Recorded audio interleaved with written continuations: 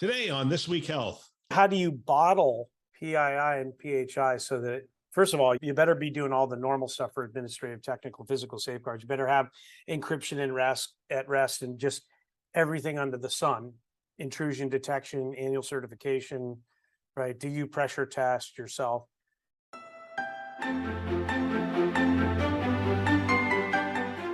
Thanks for joining us on This Week Health Keynote. My name is Bill Russell. I'm a former CIO for a 16 hospital system and creator of This Week Health, a channel dedicated to keeping health IT staff current and engaged. Special thanks to our keynote show sponsors, Sirius Healthcare, VMware, Transcarent, Press Ganey, Sempris, and Veritas for choosing to invest in our mission to develop the next generation of health leaders.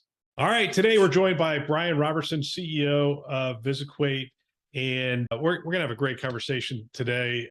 I'm looking forward to this because one of the things is that we're going to discuss having a team of data scientists out of the Ukraine and what that has looked like over the last couple of months. The Ukraine boasts one of the very educated, committed workforce, and they make significant contributions to healthcare and technology across the U.S., despite facing incredible challenges right now with what's going on in that country. Brian, welcome to the show. Yeah, thank you, Bill. I've enjoyed getting to know you, and thanks for having me on. Do you have a significant team out of the Ukraine doing data science work? I do, and have now since literally 2001. So why the Ukraine? It started rather, I guess, serendipitously. I was doing, like a lot of folks in the .com or .bomb era. We had an ASP at the time, and some of the engineering work was done in India. And the group that we were working with was a small boutique. They decided to go do other things and switch industries. So they became fully verticalized in their sector. And we were in a proof of concept phase at the time. And it was as simple as this. A friend said, "Hey, I know a very dynamic engineer, grew up in Ukraine. He has a team of 10 people." We were in proof of concept phase. It was March of 2001.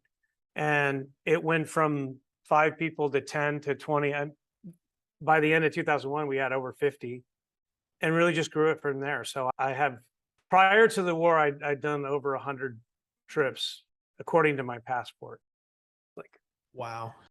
So I got to see the country really grow 10 years after the wall, and really got to see what I call the magic of Ukraine.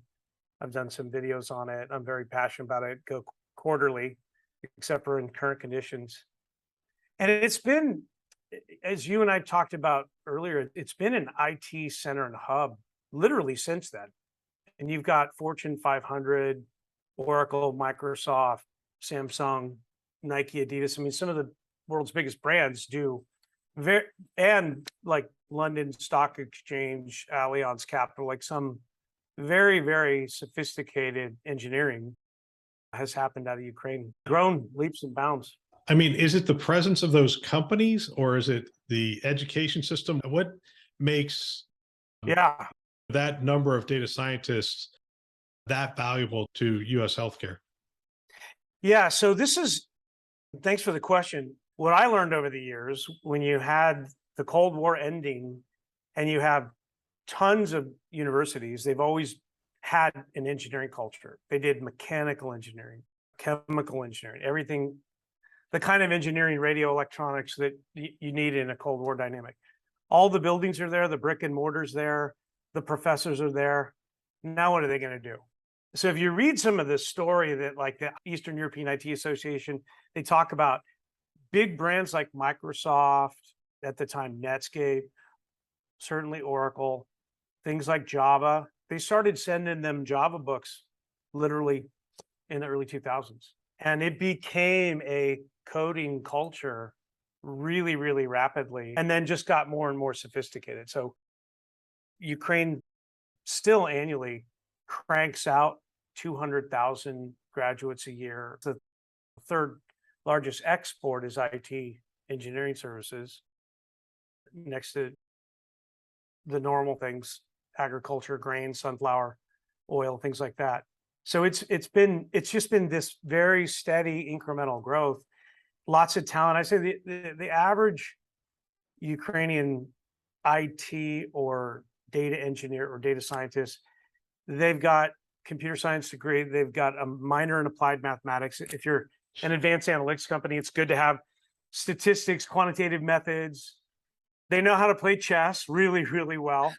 And the third of them know how to play a musical instrument. I play guitar. It's always fun to hang out. And so you get a lot of left brain, right brain, what I've always described as the magic of Ukraine, in addition to their just amazing work ethic. And you see that, believe all the stories about the business battlefield, right? They have a tremendous work ethic, tremendous pride in their work, but they really kind of like to balance the pure binary bits and bytes technical stuff with understanding what are business people doing? What are people that are building software? What are they actually trying to accomplish? So I think the Ukrainian engineering mindset is attached to that big picture. Why are we doing why are we improving the revenue cycle in my world? They want to know that. Yeah. And that's why it's just a fit for us as we get a really balanced portfolio. That is an intangible skills. quality, isn't it? I mean, really wanting to understand the why around it so that they can really do a better job with the how we're going to do it. Yep. So rewind a little bit. I struggle here because a lot of times we're told to call it a conflict when the conflict hit. It looks like a war when I'm watching the pictures and seeing the deaths in the country. And I'm sure if you live in that country, it's a war. We can call it a conflict because we live in the safety of the United States. But how did you support your team? What did that look like in the first couple of weeks? And then how did you support your team through that challenge? Thank you again. I appreciate the question. And so, continuity as a CIO is the drill, right? You got to have your business continuity and DR on the ready.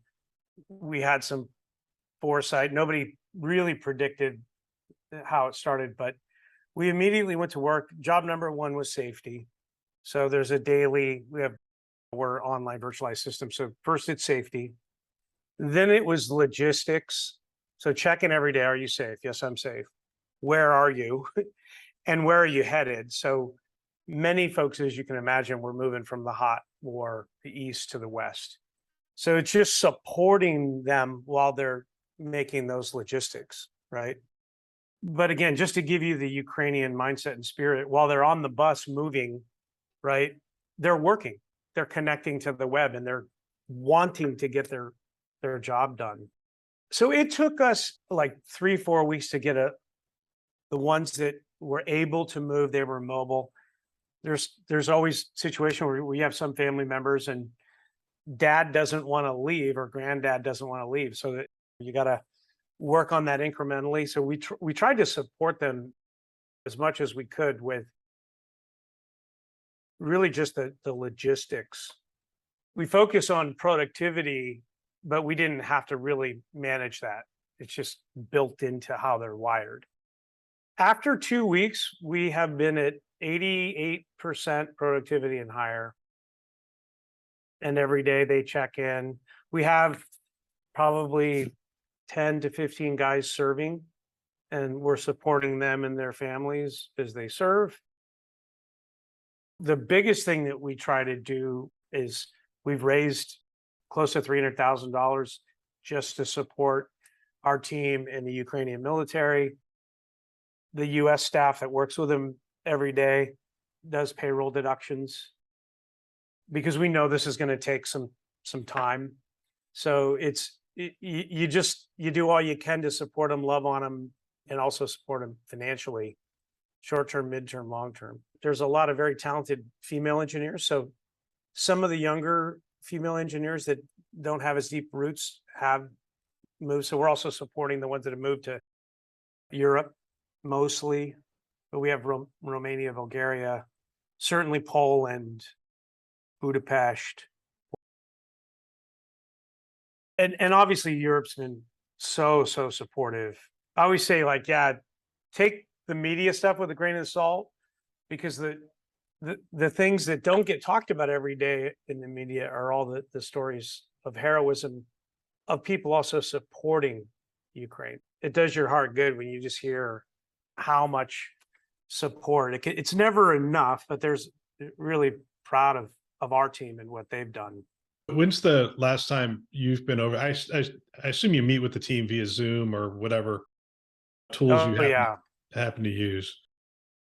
But you probably haven't been over there since the conflict started. not physically in the country. There are certain insurance policies that prohibit a guy like me for even getting in there if I wanted. But we have been to Poland, to Krakow. We sort of set up a little bit of an operating hub in Krakow. And by the way, our engineering partners that have offices outside of Ukraine have also, it's just carte blanche, rolled out the red carpet. So they have access to highly secure, world-class offices. And so we made that an operating hub so that we could work on all of the finance and accounting and all the different things that, as it endures, we'll have to just change the paperwork, is what I say. The paperwork and the bank account and the tax structure. But again, you see people like Poland saying that they're not really going to worry about it until August of next year. But we stay very grounded in everything going on so we can continue to support them administratively and financially. You're not the first CEO who I've talked to whose team's been affected. I mean, there's been a couple. Sure. I would think there's probably some best practices, some understanding of how to build out contingency plans and support your team, support their safety. I mean, what would you share with somebody who has those kinds of offshore teams that might be looking at a similar, hopefully not, but a similar situation? Yeah. Well, my line is think like Warren Buffett.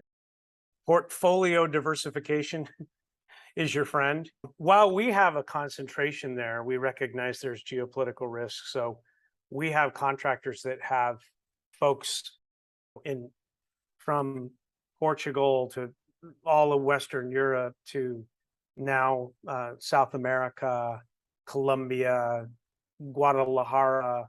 Talk about it in two ways. You should try to diversify your portfolio of talent, not just because of geopolitical risk, but also because specialized talent does show up in different market dynamics.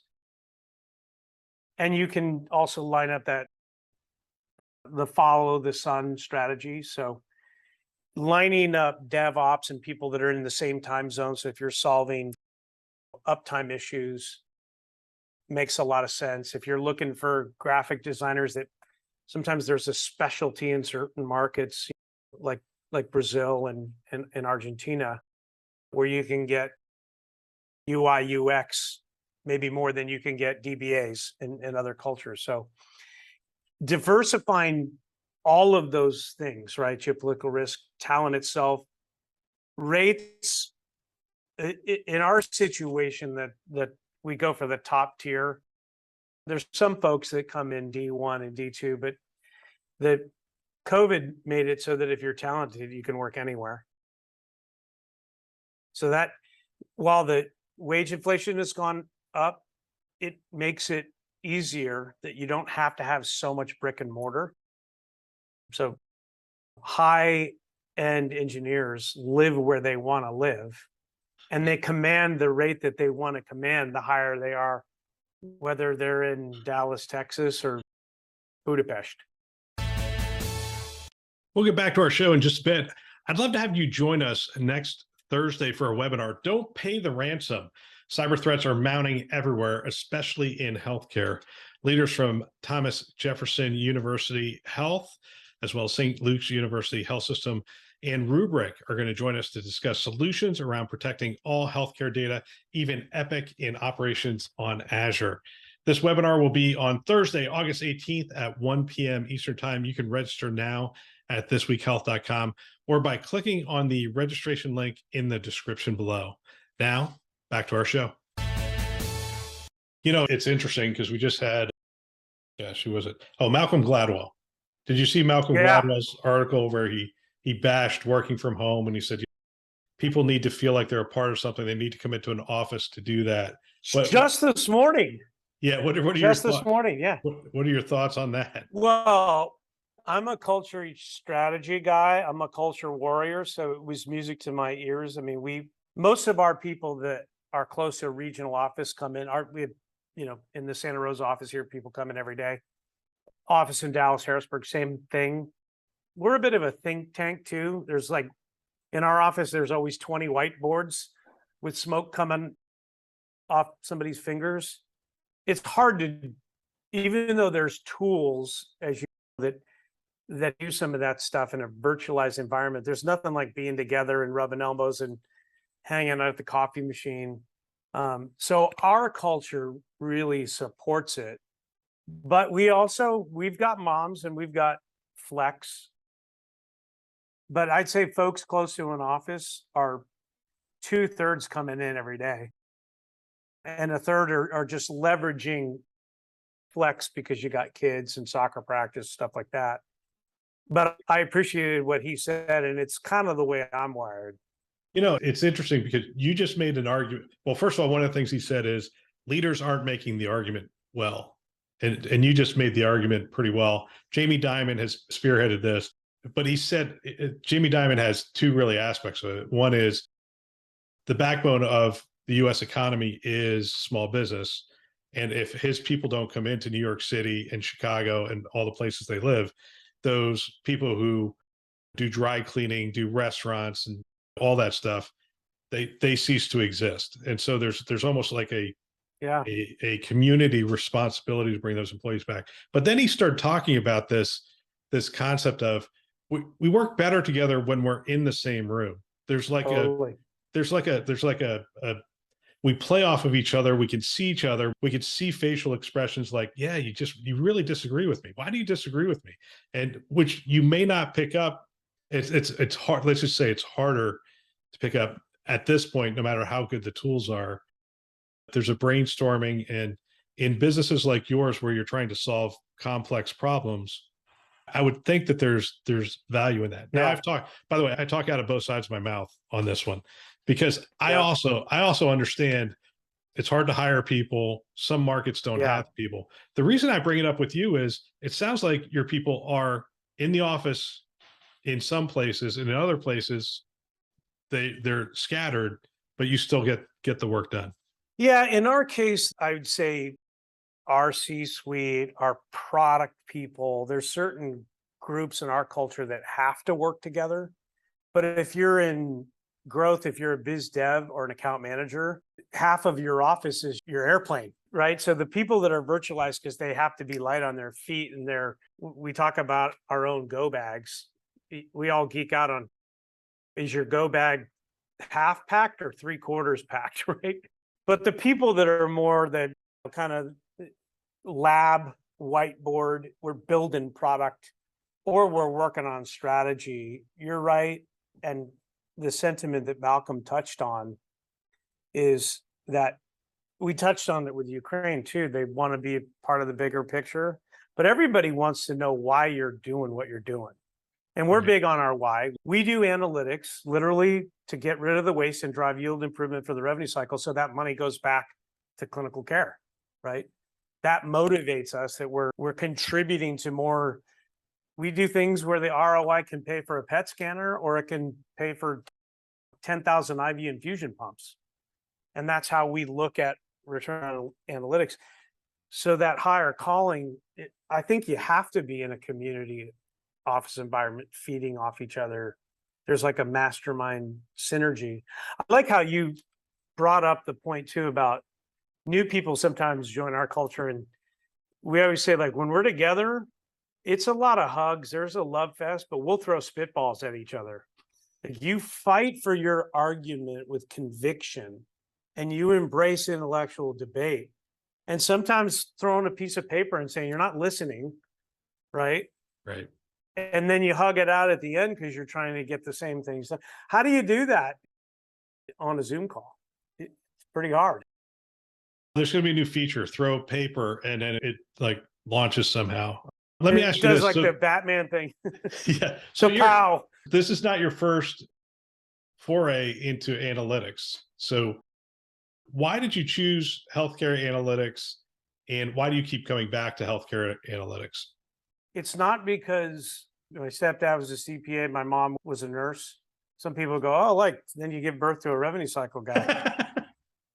I was going to go into like a lot Wall Street and stuff like that. I got my degree in corporate finance. I just fell into the revenue cycle in an early job, and it's like the Godfather 3. Once they suck you in, I haven't been able to get out. So I joke I've been helping those and chase cash for 30 years now. In my early career, I had a consulting boutique for the revenue cycle that we kept doing our work around data.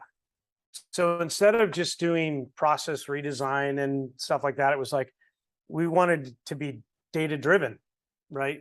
When it wasn't even in vogue.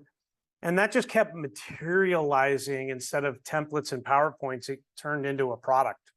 And I built my first version in the good old Microsoft Access database with a VBA front end. And then that morphed into, well, we need something more scalable like SQL Server, and we'll put it on the Microsoft stack. And pretty soon you have a BI stack and you just keep after it. And it's just, look, it's a hard slog as you in your job. You know how hard it is to take raw data, put it into refined insights, and then get people to move the needle. And so we have the full spectrum, but when you do move the needle and the ROI is there, and you make your clients the heroes, of course, but that's what gives you the juice. It's like a personal trainer that gets somebody fit. And I often say that we're in the business fitness. So we're trying to help organizations thrive by really being good at data.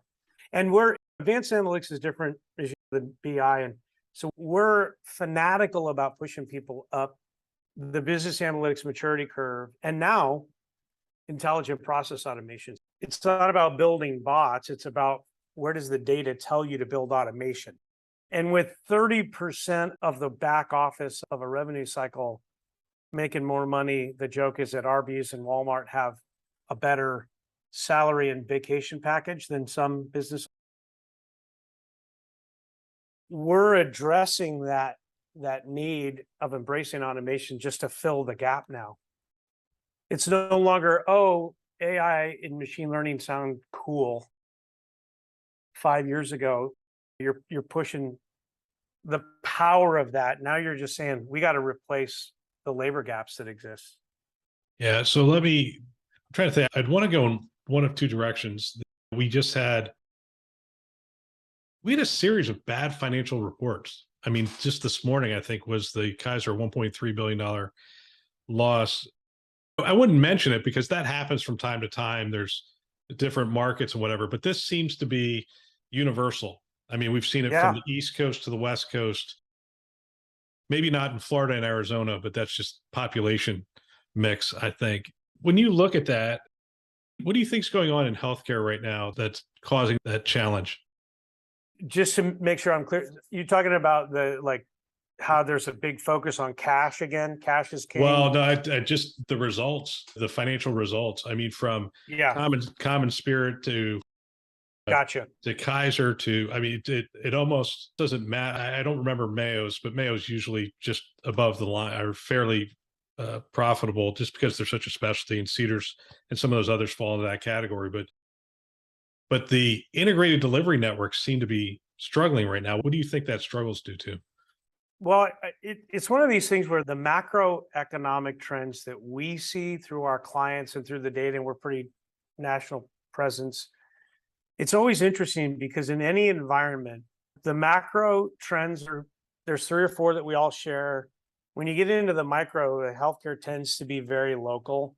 So capitated environments or shared risk or more ACO, more pay for performance versus like now we're more fee for service. You go to states like Massachusetts and Maryland, and it's just very, very different from a reimbursement standpoint. So we're always wearing the micro. On the macro side, I guess I have in my staff, we have a front row seat to the labor shortages that we talked about. So what we're seeing in the data is inability to make payments. Inflation is having an impact. So balance after insurance, even for middle-class Americans, what bill did they pay first other than mortgage and auto and rent? And we all know where. And then you get into the real fine microsegmentation. If a hospital, if the bill hits the patient's desk and it's $37 more than intellectually they understand or can afford, or then it goes into the bottom of the pile. Right. So we see patient pay, exposure, certainly AR erosion. So accounts just keep going to the right. Because if you have 30%, in some cases, FTEs not calling, or portal and calls getting claims through the system, with a 40% defect rate of, I mean, people share clean claim statistics, and I'm always like, man, we get a lot of data. We don't see that. We still see 40% of the inventory in some bill hole, defect, denial, whether it's medical necessity or you're missing box 22. So that shifting to the right is starting to hit the books in cash and bad debt. But I sense it's a little bit of perfect storm. It's like, I often hear volume is back up, but are the right patients? What's the case mix index? Right? Are they the right patients? In some cases, some people are doing okay. In other cases, like, we've never been more full, but I don't have the right mix. Right. And there are clearly examples in certain markets where surgery is, like, if you're going to have a bunion removed, not to be gross, but some people just put that off and say, I'm not going into a hospital until COVID's really, really, right. There's just some people aren't ready for it. So yeah, we're seeing. It really is the perfect storm, isn't it? I mean, we had the pandemic, and so people deferred, and now we have inflation, so people are deferring. It's like, my gosh, it's been 3 years of deferring. In telemedicine, I don't know what you see in your universe, but you can get really excited about the advancement in telemedicine until you look at the reimbursement. And not all of those issues have been worked out yet. So it's a wonderful thing for a lot of people. But I always say hospitals so often get a bad rap. There's always the story of the $10 aspirin. It's, well, nobody ever collects $10 on aspirin, right? We know that. Yeah. But all of those stories, running a hospital is or a health system or anything is so complicated. There's so much. If you here's another one that more and more, if you're high cost drug that you just spend $100,000 for one vial and there's 5 treatments of a cancer patient, if you don't build that with perfection, you're underwater per vial. So it's just all of these things, not to mention, I'll also say the cost of certain large scale implementations where you need to do a bond just to get it done. I think all this fragmentation of macroeconomic stuff is showing. Now, is it delaying our business a little bit because deals have to shift a little bit? Some deals accelerate, some deals shift. But the fact that cash is king, what I'm encouraged by, because it's always cash is king. In these kind of markets, people like to sharpen the knives in the drawer. I say 5 nickels is a quarter, 4 quarters is a dollar.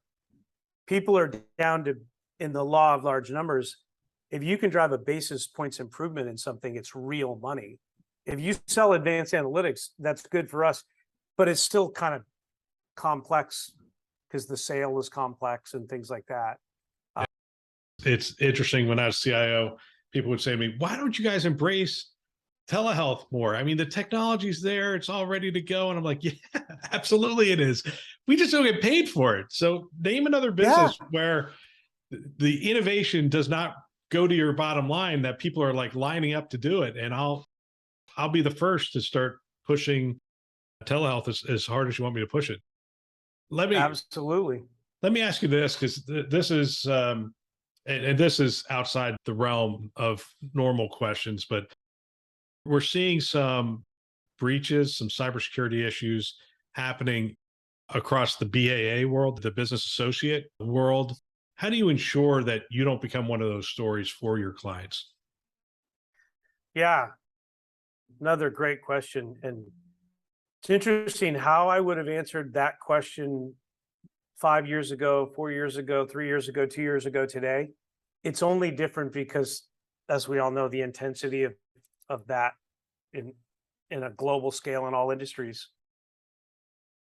So our big thing is to push no PHI. I'm in a big no PHI mood because the technology does exist that you can encrypt everything, kind of like the way blockchain works. If I just use that as a metaphor, Right. The idea of highly distributed, highly encrypted data, it's here. It boils down to the cost equation. And if the encryption's this big, it's probably Department of Defense kind of stuff. Healthcare's getting to the point where it's not much different. So like I think you just have a Department of Defense mindset. I mean, I tell my staff, and I said, pretend like you're in a Jason Bourne movie. Like that's what the stakes are. You have to safeguard. And we're a very need to know. It's the reality is, do you need to know if you're doing user acceptance testing and you're testing an eligibility transaction from point A to point B? Yeah. In our world where we're sitting on top and we're lighting everything up, as opposed to transaction processing, it's really how do you bottle PII and PHI so that, first of all, you better be doing all the normal stuff for administrative, technical, physical safeguards. You better have encryption at rest and just everything under the sun. Intrusion detection, annual certification, right? Do you pressure test yourself? You got to do all of that. Better have a CISO if you're, even small companies, you hear the VC community, what's the third hire? What's the hire after the CFO? Like the CISO, right? Yeah. So I think that and then the administrative side, physical and technical safeguards, I think it's everybody's job to know what they are and make sure that they're turn the volume up further than you think. And it is expensive. Make sure you have proper cybersecurity insurance. It's really the constant training. We have a very high bar for hiring. So the higher the bar for hiring, the more risk mitigation there is of bad actors. Yeah. And I feel for people that have thousands of employees, and it gets hard to do that. Yeah, we had 20,000 employees that ranged from, oncologist who's been trained for many, many, many years, all the way down to people who never went to college, and they all present almost an equal threat because the loss of credentials is the first step to getting in. Although I will say this, that anytime we did tests, the executives failed at a decent clip, 20% clicking on phishing attacks and that kind of stuff. They're sophisticated, and it's getting harder and harder to know what's right and what's wrong. It's really interesting. Well, to your point, I always say that people will still bring up the Nigerian prince as a use case. Right. And I'm like, no. That was so far long ago. I can't. They will emulate your bank and look up your kids on social media. That's where we're at. So you don't click on anything. Right. Yeah. And we talked to some professionals about this, and they said, look, they have your social media. They're looking at all that social media stuff. And so when you get back from vacation, the email you get is, hey, it's great to see that you're back from vacation. And they're spoofing an email from within the organization. Hey, great to see you've gotten back. And all of a sudden you're looking at this going, yeah, this is from internal. It's somebody who knows I was on vacation, somebody who knows some, some details about our department and things. And then all of a sudden you're sitting there going, well, this is somebody I trust. And yeah, you don't click on anything. I think it's how this story ends. Well, and I even tell people that, let's say that you're at a family reunion and this topic comes up and they're on Facebook and stuff. And it's like, do you have talk to your Aunt Susan or something. What's two-factor authentication? Like, you need to know that. Yeah. So it's now, I think the education has to be pushed to everybody down and outward. Yeah, more. It's a full-time, it's a full-time job. But I also say just no PHI is the way to go. Right? It is. People talk about encryption in motion and at rest. And my thing was, you know what, let's keep it from moving around so much, because so many requests came in. Oh, they want some of the data over there. I'm like, you realize once it leaves here, I can't do anything. So I'd rather not have it leave here. Yeah. And then our controls still. We started talking about the Ukraine, your team in the Ukraine, and your team supporting them. Is there anything that our listeners can do to support people in Ukraine? Any links, any direction? Oh, yeah. Thank you. Yeah. Thank you very much. So our website, visiquate.com, and just the word Ukraine, there are links there to several initiatives, including ones that our team supports. Our clients have been very, very generous, and our partners. And we have folks that created a special coffee roast. You can order coffee and K-cups even. And I always encourage people to donate to the Ukrainian military. And we have a link to that. That's a very legit, direct source. And they just need some of those basic things: sleeping bags, blankets, better gear, right? Because everybody can make such a difference with those items just as much as our government and other governments sending more high power things. It's those little things that also make a difference. Yeah, absolutely. Yeah. Well, Brian, I want to thank you for the work you're doing with your team. I want to thank you for the work you're doing for healthcare. And I want to thank you for the conversation. It's always great to catch up and learn more about what's going on in the industry. And I appreciate your work. Yeah, likewise, Bill. I enjoyed getting to know you and really appreciate the time. Let's do it again. Absolutely. What a great discussion. If you know someone that might benefit from a channel like this, from these kinds of discussions, go ahead and forward them a note. I know if I were a CIO today, I would have every one of my team members listening to a show like this one. It's conference level value every week. They can subscribe on our website, thisweekhealth.com, or wherever you listen to podcasts, Apple, Google, Overcast, everywhere. Go ahead, subscribe today. Send a note to someone and have them subscribe as well. We want to thank our keynote sponsors who are investing in our mission to develop the next generation of health leaders. Those are Sirius Healthcare, VMware, Transcarent, Press Ganey, Sempris, and Veritas. Thanks for listening. That's all for now.